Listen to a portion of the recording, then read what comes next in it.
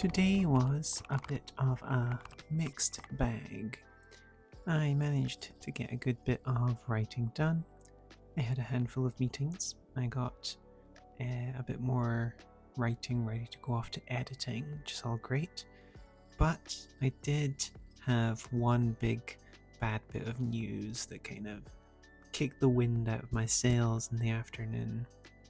I was chatting to Matt, who organizes all of our convention attendances and all these sort of things, and we had a little bit of a discussion and came to the conclusion that it was probably not a good idea for me to attend Dragon Meet this year, which sucks. Essentially, I was told by the doctor, with how bad my ankle is, that I should really stay off of it for about 6 to 8 weeks. And from the day of hurting myself to Dragon Meet is pretty much like 7.5 weeks, about 7 weeks. So that kind of puts it right on the period where, I'd maybe be okay, I'd maybe not. But first things first, we have to book everything for Dragon Meet now, because the closer we wait till the date, the more expensive hotels and travel and everything is. So we can't really wait and see on it necessarily. And also, even if it is back to kind of normal, I live in the north of Scotland. Dragon Meet's held down in London, so it would mean travelling all the way down south. That's like maybe 7 hours of traffic, either driving, which could be quite hard on my ankle, or on public transport, which, this public transport, you can't guarantee you're going to get a seat and everything, and even if you are, it's a lot of travel. And then, of course, standing and walking around a convention hall all weekend on what might not be a fully healed ankle. So, TLDR, we had to make the decision that I won't be going to Dragon Meet this year, which really sucks, because I love conventions. They are a big part of this job for me. I think I've mentioned before that this job can feel quite isolating, and especially if you're like full remote work from home like myself. And yeah, conventions are these few bright points in the year where I get to meet up with a bunch of people and we get to hang out and sell books and do panels and talk to fans and sign books and hear all these stories. It's just, I really love conventions, so it really sucks not getting to go to Dragon Meet this year. But I figured to try and get something positive out of this, it just kind of put me in a mindset of thinking about the sort of one of the questions that I get asked a lot from newer developers, indie devs and whatnot, is whether they should attend conventions. Like what are the pros, what are the cons, which ones are worth going to? And I think my general vibe is every convention is different, and every convention is different for every developer. So I always try to do a little bit of like a cost benefit breakdown on it. So costs for going to conventions are pretty simple. Travel obviously is going to depend how far you have to travel, what method of travel you're using, and part of that will also be getting stock to the convention. If you're able to just shove a couple of books in the back of your car, drive a couple of hours and be at a convention hall, maybe travel's not that big a concern. But if you are bringing 5 people across a country, or internationally, if you're flying and you have to get crates of stock and everything to a convention, it starts to become, travel becomes like a really expensive part of it. And then obviously food can be as cheap or as expensive as you want it to be. Convention food's often very expensive, so ideally you have a convention hall that is placed somewhere in a city or something where you can go elsewhere to get better food, or you have someone who can run and get you food, which is always nice. But you can't always guarantee that, so sometimes you might be stuck just eating a lot of not great convention food that's very expensive. Unless you have a great convention hall and they have good food, but I've yet to see one. And then the actual fees around and costs around setting up your stall and managing your stall. So if you're setting up like a very basic entry level thing, you might just need like a trestle table. A lot of conventions will have reduced costs for first time or indie devs and everything, and you can sometimes sneak into like an artist alley or something, which will be a smaller space, but much cheaper. Or if you're like a medium or sized team or whatnot, you might end up having to get like an actual footage space for your convention, and that all starts to add up, especially once you start thinking about, okay, cool, we want banners, we want tablecloths, we want a point of sale like a Zettel or whatever, so you can take card payments. Bags, do you want to offer people bags? All these sorts of things all start to add up. And then the one that catches people out sometimes, which is time. And that's just, the old adage, time is money. If you are attending one or a bunch of conventions, there is a cost to that, because the time you spend organizing, attending, and recovering from a convention is all time that you could have spent making your books or planning a crowdfunding campaign. So there are a lot of costs, and then there are the costs that can jump out and get you. Speaking of time, the old meme of, you have a convention and then you get the con crud is even more prevalent nowadays, where that con crud can often be COVID-19, and you can end up laid up and unable to work for like a week or two or whatever, and if people aren't careful, or if you just have bad luck. So the costs can be quite steep, and it can be hard to sort of figure out what the benefits of going to a convention are. Because one of the sort of the obvious thoughts is that, well, I'll go and sell a lot of books and it'll be worth it. But it tends to be that conventions don't make you a lot of money. It's kind of one of the big, I don't necessarily think it's an industry secret, but it's not something people talk about necessarily a whole lot. There are a lot of conventions and a lot of developers who go to conventions who do not break even on the costs of going. You can sometimes get away with it if you are very small and you are just doing a trestle table and selling some books. You'll make yourself some pocket money, essentially, if you're willing to work your weekend, And some conventions, if you can really slim your costs, can make you decent money. And RRD tends to do pretty well at UK Games Expo, just because stars aligning in terms of its position and the cost for us to get the team there.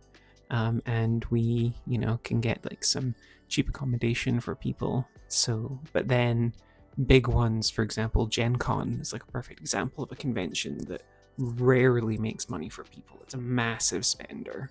So if you're not going to make money, why are you going, And I tend to find that the money will often subsidize the other things. The other benefits being going and making contacts, if you're looking for retailers or distributors, other artists, writers, conventions are, crucibles. They are focus points for lots of different industry professionals to all come together under one roof. And there are so many meetings and agreements and like handshakes and everything that happen in the food courts and behind stalls and everything at most game conventions, like way more than I think people necessarily realize. If we're going to any of like the big conventions, it tends to be that at least one of us has a lot of meetings with distributors and retailers who are all like courting you, manufacturers as well, especially. You can spend something like UK Games Expo, you can spend easily a day just in meetings with manufacturers, getting quotes, talking about future products, talking about new tech, and trying to find like the right people to make your book. So that can be a big part of it. But obviously one of the struggles there is that you need time and space to meet with these people and walk around, which means ideally you want at least 2 people to be on your stall so that like you can have coverage, which again, boom, more expenses. So that can be tough. But one of the other big benefits is kind of this concept of proof of life. It's being in the public eye. If there are fans of role-playing games walking around a convention hall and they see your banners and they see your stall, they're reminded of you. You exist, and they're like, oh yeah, I'd heard about those guys. Or, oh, I wonder if they've got anything new out. And it's sort of, conventions are these like hype points where everyone is, the customers and your fans and everything, they're all like in the mood to think about games. They're all talking about it. So being there in that moment, even like, little like flyers or anything like that, being part of that. Oh, and I saw this, it's important, especially in certain demographics. Like, it's quite big in America. I think there's a lot of fear that a company who, if they don't see your company at Gen Con or PAX Unplugged or whatever, that your company's maybe dead or not got anything going on because, oh, well, they weren't at PAX. They weren't at Gen Con. That's strange. So sometimes just going to show proof of life that you're still there, you're still developing games. You can show up for awards as well. Certain things like the Ennies, obviously. It's good if you can show up and accept an award if you win an award. So yeah, proof of life can be a big one. And then, of course, the other one is just meeting all the other creators, your contemporaries, going on panels, both as like a speaker or as well to learn. There can be a lot of really amazing panels, discussions, talks that happen at these conventions that are never recorded, that are never put online, so you can learn a lot and often just talk to some of these folk. One of my favorite things is, if I'm on a panel or whatever, hanging around outside the hall for a few minutes afterwards and just talking to people, follow-up questions that folk have. People are excited, and they'll ask you about whatever you were talking about or more, and you get all these little connections and make more friends and just feel really like connected to the industry that way. So those are all sort of the benefits, I think. You can sell some books, but it's normally mostly just going to subsidize your costs. Making contacts, sort of giving proof of life, and meeting all these other creators are all sort of like the big benefits, I think. And the main other sort of like the miscellaneous considerations that I sort of think about are, first of all, are conventions fun for you? I know some people who hate conventions. They hate walking around a busy convention hall. They get overwhelmed, they get overstimulated, they get exhausted, and they need like a full week to recover from a convention. I know other people like myself who love a convention and get really energized and excited, and it's great fun, and I would go to a convention for fun if I wasn't working one. So if you love conventions and they're just good fun for you and you like running around and buying books or whatever, then you're kind of getting yourself a little bit of a free holiday as well. If it can be part of your work, then you're also kind of like sneaking in a little bit of playtime for yourself. But if not, then it can be doubly hard, and it can be another big cost, is that if they're super draining for you and you hate them. So that's another thing to factor in. The last sort of consideration, I think, is thinking a little bit about who you're trying to reach and what you have to show when you're going to a convention. If you are brand new and you're still trying to find your 500 to 1,000 sickos, as we call it, which is like most small to medium-sized companies really only need about 500 to 1,000 sickos who show up every time you put out a book and buy it. That's all you need to stay alive and stay afloat as a developer, is just 500 to 1,000 people who love your shit and show up every time.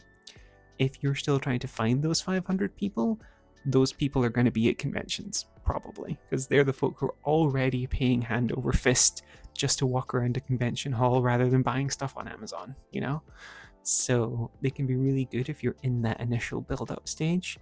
But by that extension, if you already have your diehard audience and you attend a convention but you don't have anything new to show for it, like, you haven't bought a book recently, and you're just showing up with the same books that you've had last year, then that can be quite bad sometimes, because all of your sickos will show up and be like, I own everything you already have. More? When is your more happening? And you're just like, ugh. we don't have anything. And it can kind of backfire sometimes. So it's always better to show up with something new if you can to a convention. So cost benefit analysis. Wow, how fun is that? But those are kind of the things I tend to think about whenever we're talking about conventions, whether they're worth it or not. And like I say, I don't think any two conventions are the same, and I don't think any two companies are the same. And you'll hopefully find a groove that works for you. Conventions that you like, conventions that you hate, conventions that do well for you.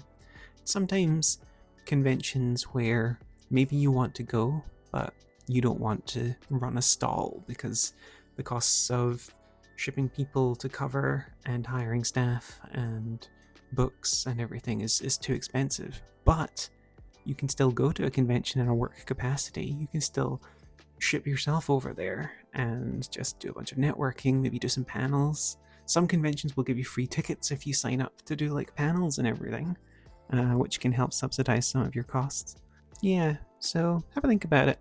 Look at the conventions that are happening in and around your area and the bigger conventions, and see which ones you might like to attend to. Or if you keep attending conventions and they're not doing too well for you, have a think whether they're actually worth your time, because maybe that time would be better spent making some books, doing a crowdfunding campaign. I don't know. Gosh, this has turned into a long one. I'm gonna go now. Have yourself a wonderful day, and I shall speak to you tomorrow.